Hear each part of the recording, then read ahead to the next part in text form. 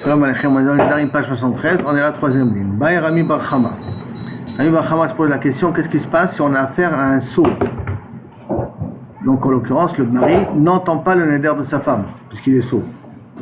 Donc Cheresh, Maouchi Afer Leishto. Est-ce qu'il peut annuler le neder de sa femme? Im Tinselomar, Baal Mefer Belo Shemia. Si tu me dis que le mari peut annuler le neder même s'il n'entend pas, c'est-à-dire il n'a pas eu l'état, il n'est pas obligé de Kavichol d'écouter le neder pour l'annuler. Si tu pars de ce principe-là, alors qu'est-ce que j'aurais pu dire? Mishum Devar Mishma, parce que lui il est capable d'entendre. Il peut entendre, mais il a décidé de ne pas entendre. Enfin, il était en situation où il n'a pas entendu. Quand même, il peut annuler le neder. Aval Cheresh de la bar Mishma. Mais un Cheresh Asso qui n'est pas dans une situation où il peut écouter. La Mitziouté qui ne peut pas écouter, vous. Alors peut-être, Inachenami ne peut pas annuler le neder. Le mari n'est pas obligé d'écouter le neder pour l'annuler. Parce que potentiellement il peut l'entendre le neder, mais un sourd qui n'est potentiellement pas capable d'entendre le neder, peut-être qu'il ne peut pas annuler le neder. Vaïnou de Rabbi Zera, et il s'ira comme Rabbi Zera. Dans ma Rabbi Zera, Kol haroui le bila, en bilato me en bila me'akevet. Bila ça veut dire mélanger. C'est la farine, de l'huile, c'est l'homme méchané dans les korbanot par exemple. Donc toute chose qui est raoui le bila, qu'on doit la mélanger et qu'on ne l'a pas mélangée, mais qu'il n'y a rien qui m'empêche de la mélanger, je le considère comme s'il est mélangé. Donc, kol haroui le bila, tout ce qui mérite d'être mélangé, en bila me'akevet, le fait de ne pas avoir mélangé, c'est pas encore ça qui va interdire l'objet. Par contre, le kol shen raoui le bila, tout ce qui n'est pas fait pour être mélangé, bila me'akevet. Et si tu es obligé de la mélanger et tu ne l'as pas mélangé, alors à ce moment-là, inachenami, tu n'es pas yotze et dechova. D'accord? Tu n'es pas yotze et dechova. Par exemple, dans les korbanot, dans les menachot, il faut les mélanger avec de l'huile. Par exemple, shishim esronim, dans un kli où il n'y a pas la possibilité de la mélanger.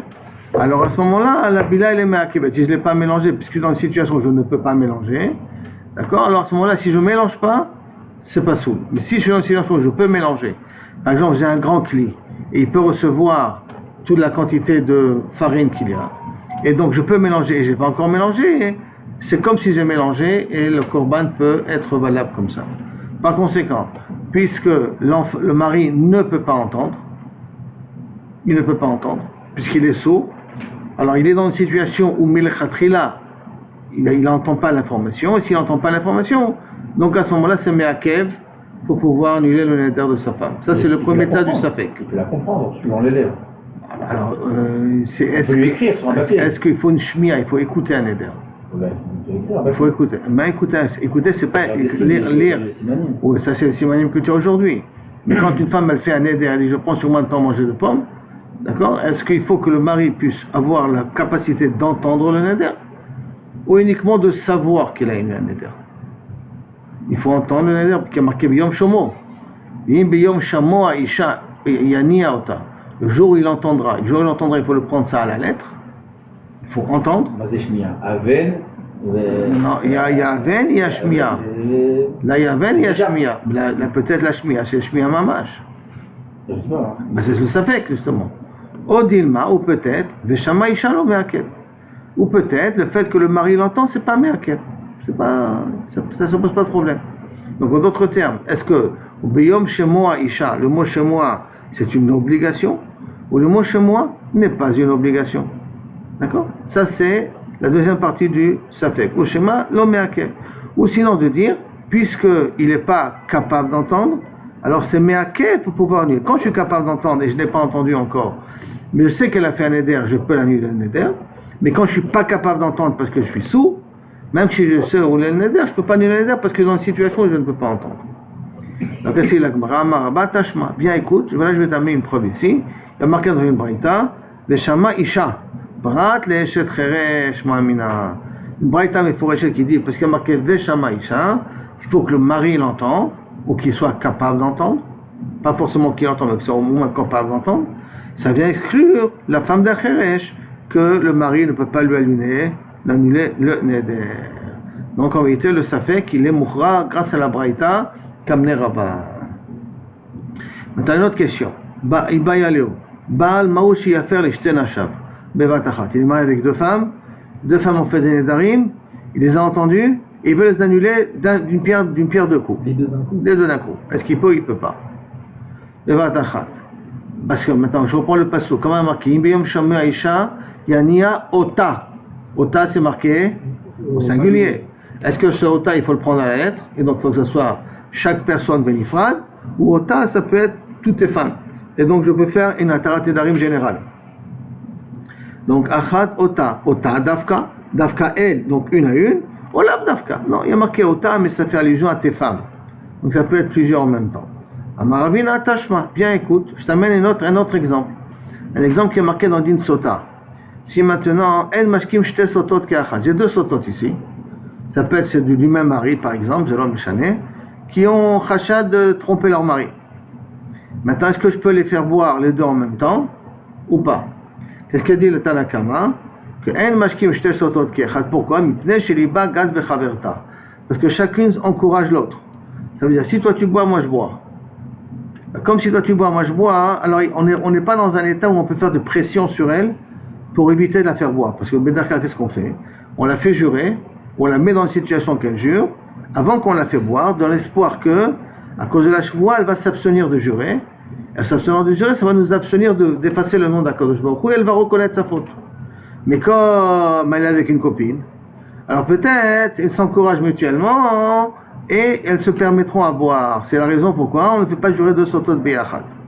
Rabbi Yehuda par contre il dit l'homme Hashem, non, ça entre pas dans le pasuk parce qu'il y a marqué Ela mishum sheneemar bishka ota levada. Parce qu'il y a marqué dans le pasuk de sota bishka ota. Ota, tu dois déduire le mot ota levada tout seul. Ça veut dire que c'est une machloket entre Tanakama et Rabbi Yehuda. D'après Tanakama, tout le problème pourquoi je ne peux pas boire deux femmes en même temps, de peur qu'une encourage l'autre. Mais ça veut dire que si il n'y avait pas ce problème qu'une encourage l'autre, le mot ota qui a marqué dans Nedarim n'est pas ou dans Sota même, n'est pas un ota exclusif.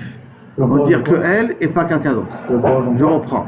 Il y a un pasuk dans Sota, Vaishka et Amaim, Vaitaim nimtnet, Vatal, Vatim'al ma'al beisha, Ubaou Amaim amaririm, le marim, Betsafta bitna, Benafla yecha, Vaita isha le'ala, Bekerev ama.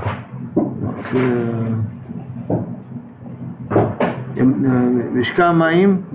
Ce qui avait avec son mari en général à la fin de Sota. D'accord? Je reprends dans le sujet ici. Donc, si non, maintenant dans Sota, on est en train de nous dire que dans Sota, du fait qu'il y a marqué Vishka, pas marqué Ota là-bas, Vishka, et il la fait boire. Et on comprend, Vishka, Ota, tu la fais boire elle, et d'après Tanakama, la raison pourquoi je ne les fais pas boire les deux en même temps, ce n'est uniquement de peur qu'elles s'encouragent mutuellement. Si j'aurais pas eu ce problème de s'encourager mutuellement, j'aurais eu aucun problème de les faire boire les deux en même temps, bien que dans le passage qui a marqué Vishka. Et Vishka, mashma, kilou kaviachol, elle, et pas une autre. Quand même, je me serais permis à faire boire les deux en même temps. De même, la même chose dans le cas de Nedarim, qui a marqué Biyom Shamoa Ota, Isha Yania Ota. Le mot Ota ne veut pas dire uniquement elle et pas une autre, ce qui fait que je peux me faire le Nedarim de deux femmes en même temps. Ça, ça va d'après Tanakama. Par contre, d'après Rabbi Yehuda, qu'il a pris du mot Veishka, que tu fais boire une seule sota et pas deux sotot en même temps, et pas à cause de la raison qu'une va encourager l'autre, et là à cause du pasouk qui a marqué Bishka. Hein? Alors tu diras la même chose dans Nedarim, que du fait qu'il a marqué Yani Ota, Ota ça veut dire Dafka elle et pas une autre, ce qui veut dire que je ne peux pas annuler deux Nedarim en même temps. Donc en fin de compte, la question qu'il a demandé, c'est Machloket Tanakama et Rabbi Yehuda. Tanakama il permet et Rabbi Yehuda il interdit. C'est bon Aaron? C'est clair? Selon, donc on y va. Là maintenant une nouvelle Mishnah. Matnitin. Bogeret shesha'ata 12 chodesh. Une bogeret qui est restée 12 mois, ve'almana 30 yom, et une almana 30 jours. C'est arrivé le jour du mariage et ils ne se sont pas encore mariés. Rabbi Eliezer Omer, oil ou ba'ala chayav be'mzonotea. Puisque le mari est obligé de la nourrir, il a la possibilité d'être me faire le nedarim. La Gemara va nous expliquer pourquoi. Parce qu'une femme, quand elle fait un neder, elle fait un neder à la date de son mari. Et comme son mari la prend en charge maintenant puisqu'il la nourrit, puisqu'ils sont passés les 12 mois, ils ne sont pas encore mariés, alors à ce moment-là, Kabiachol, comme il la nourrit, on peut aussi être me faire le nedarim, parce que quand elle fait une neder, elle fait une neder à la date Vaala. son mari l'accepte. Rachamim omrim, en abal mefer atchet ikanes lirshuto. Par contre, Rachamim sont cholkim, que le mari ne peut pas être méfer tant que tout seul, bien entendu. Il peut être méfer avec le père, mais être méfer tout seul, sa femme, il ne peut que après qu'il a fait la choupa. Nechnesa les reshuto. Tant que l'on nechnesa les reshuto, il a besoin du père pour annuler les nedarim. Donc pour Rabbi Eliezer, dès qu'il est arrivé la fin des 12 mois pour une betula et 1 mois pour une almana, au bout le mari peut annuler les nedarim sans l'accompagnement du père. Sans l'accompagnement du père. Alors que pour Chachamim, tant qu'on n'est pas arrivé à la choupa, on a besoin d'accompagnement du père. C'est bon ce cas-là? La Mishnah est claire? Très bien, on continue. Amarava, Rabbi Eliezer ou Mishnah Rishona Amrou Davar Echad. Rava, tu sais, ce qu'il a dit Rabbi Eliezer là maintenant, que le mari peut annuler les nedarim. Et Mishnah Rishona, qu'on va voir tout de suite, ils ont dit la même chose, Davar Echad. Ils ont dit qu'ils vont dans la même direction. Ditnan, comme c'est marqué, Notnim la betula shneim asar chodesh, le farnes atzma. On donne une betula 12 mois pour se préparer au mariage, le farnes atzma pour se préparer au mariage. Et ya yud bet chodesh, c'est arrivé les 12 mois, ochlot mishelo, ochlot mitrouma. Elle mange de lui, c'est-à-dire que c'est le mari qui est obligé de la nourrir, et elle mange de la trouma. Bien qu'elle est que fiancée, elle n'est pas encore mariée, mais comme sont passés déjà les 12 mois de préparation, elle est considérée, miprinat tanakama, en tout cas de cette Mishnah, comme si elle est déjà rentrée chez son mari, puisqu'il la nourrit, bien que befoal, elle n'est pas rentrée chez lui encore, d'accord? Mais quand même, elle est considérée comme si elle est rentrée, et donc ochlot bitrouma. Alors de la même façon que ochlot bitrouma, de la même façon, la Gemara veut déduire qu'il peut être méfer sénédarim. Il la considère comme sa femme à part entière, bien qu'il n'y a pas eu de choupa encore. Ça, c'est la preuve. Maintenant, la Mishnah, elle continue. Avala yabam, eno ma'achil betrouma. Par contre, si elle est chomeret yabam, si elle attend de faire le yiboum, elle ne mangera pas de la trouma tant qu'elle n'a pas fait le yiboum. Asta shisha chodashim ifna bal. Elle a tenu 6 mois chez le mari. Ça veut dire que le mari, elle était fiancée pendant 6 mois chez le mari, et après, le mari est mort. Donc elle va faire yiboum avec le frère. Shisha chodashim ifna yabam. Elle a encore 12 mois jusqu'à qu'elle se prépare au mariage. Donc 6 mois encore jusqu'à bifna yabam. Oh, afilu kolam bifna bal chaser yom echad. Où elle a fait presque toute l'année entière quand c'est son premier mari. Et le jour avant les 12 mois, le mari il est mort. Et on est des fiançailles, donc il n'y a pas d'enfant, donc il faut faire yiboum. Donc elle est un jour sur le yabam, au kulam bifna yabam, où dès qu'il a reçu les fiançailles, le mari niftar, et donc on lui a donné 1 an pour se préparer, mais pour se marier avec le yabam, chaser yom echad, et na ochelet betrouma, elle ne mange pas de trouma. Zo Mishnah Rishona. Ça, c'est le premier enseignement qui était enseigné dans Ktubot qu'on avait appris. Par contre, Bedin chez la Charer, les Bedin qui sont venus après, en gros, ils ont dit En aisha ochelel betrouma, acheti kanes, la choupa. Une femme ne pourra pas manger de la trouma tant que Kaviachol, elle ne rentre pas dans la choupa. Pourquoi? Parce qu'on a peur que, tant qu'elle est dans la maison de son père, et que le mari lui envoie de la trouma, qu'elle donne à sa sœur, qu'elle donne à son frère, qu'elle le moséguette à son père, en faisant des erreurs, sans faire exprès. Donc pour éviter ces problèmes-là, tant qu'il n'y a pas eu de choupa, la fiancée ne mange pas de la trouma. Ça c'est Mishnah Acharona. Mishnah Rishona, elle pouvait manger de la trouma si les 12 mois sont passés. Alors qu'est-ce qu'on voit ici? Que quand Kaviachol, la période de préparation est finie, la femme est considérée comme si elle était rentrée, c'est son mari. C'est 12 mois. 12 mois pour une betula et 1 mois pour une almana. Ce qui fait que c'est la même chose au niveau des nedarim. Une femme qui a fait des nedarim, et ils sont passés les 12 mois, et les 12 mois ils ne sont pas encore mariés, le mari il prend la responsabilité de la nourrir, dès qu'il prend la responsabilité de la nourrir, à ce moment-là il a aussi la possibilité d'être méfer les nedarim, comme dans Trouma, comme dans nedarim. Donc ce qui veut dire que Rabbi Eliezer et la Mishnah Rishona disent la même chose. Jusqu'à là on est d'accord? C'est bon les enfants? Ok. Amar le Abaye, non. Tu n'es pas obligé de dire que c'est la même chose. Pourquoi? Dilma lohi. Peut-être ça ne ressemble pas. Atkan lokam kash moinan Mishnah Rishona et la lemechal betrouma de Rabbanan. Jusqu'à maintenant, peut-être je peux te dire pourquoi. Qu'arrivé les 12 mois, elle peut manger de la trouma. Parce que la trouma, c'est un problème des Rabbanan. Les mechal des Rabbanan. Problème de Rabbanan. Pourquoi c'est un problème de Rabbanan? Parce que mine de Oraïta, elle a le droit de manger de son mari dès qu'elle a été fiancée, elle a le droit de manger de son mari. Et là, c'est les Chachamim qui ont peur que peut-être elle va donner à son frère, à sa soeur, à sa grand-mère, à Nilo et Dama. Donc c'est vrai qu'un problème de Rabbanan. Donc peut-être quand c'est un problème de Rabbanan, arriver les 12 mois, alors à ce moment-là on n'est plus Rochesh. Ava, Nedarim de Oraïta et Malo. Mais Nedarim, et me faire un Neder, ça c'est Minatora. Et me faire Minatora, peut-être ce n'est pas valable tant qu'il n'y a pas eu de Choupa, Mamash. Donc tu n'as pas une preuve, tu ne peux pas dire que ça ressemble. Le dîme de la Mishnah Harona, Mishnah Rishona, qui parle de Trouma, ne ressemble pas au cas de Nedarim. Parce que Trouma c'est un problème de Rabbanan, alors que Nedarim c'est un problème de Oraïta. Ou sinon tu peux dire Ve'emalo. Ve'adka lo shamatle le Rabbi Eliezer, et là les Gabé Nedarim. Et peut-être je peux te dire même autrement, que tout ce que Rabbi Eliezer t'a dit, qu'au bout de 12 mois le mari peut annuler le Nedarim tout seul, Davka, rien qu'au niveau des Nedarim. Pourquoi? Que des Rav Pinchas Mishmei de Rabba. Comment dire Rav Pinchas au nom de Rabba? Damar, qu'il a dit, Hanoderet al-Dad, Ba'ala hinoderet. Une femme, quand elle fait un neder sur le cheshbon, sur le compte de son mari, c'est-à-dire sur le compte de son mari, al-Dad que son mari soit d'accord.